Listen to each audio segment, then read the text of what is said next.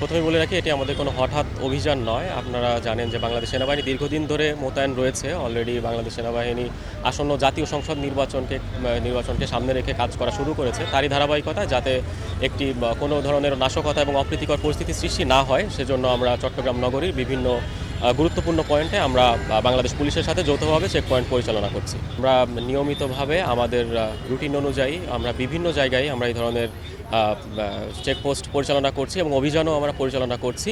আমাদের এই সমস্ত তথ্য আমাদের কাছে আছে। আমরা ধারাবাহিকভাবে আমরা এই সমস্ত জায়গায় আমরা চেকপোস্ট এবং আমাদের অভিযান পরিচালনা করে যাব, যাতে একটি সুষ্ঠু এবং সুন্দর নির্বাচন উপহার দিতে পারে এবং চট্টগ্রাম নগরীর একটি স্থিতিশীল পরিবেশ সৃষ্টি হয়।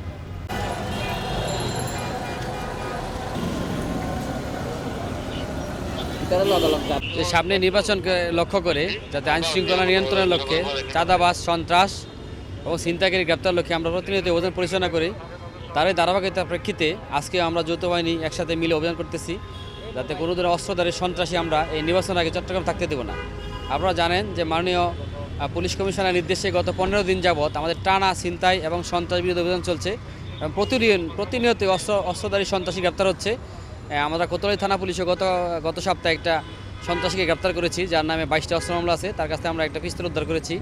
এই ধারাবাহিকতা আমাদের অব্যাহত থাকবে এবং নির্বাচন চলাকালীন সময়ে নির্বাচন শেষ না পর্যন্ত আমাদের এই যৌথ বাহিনী অভিযান একসাথে চলবে আমাদের।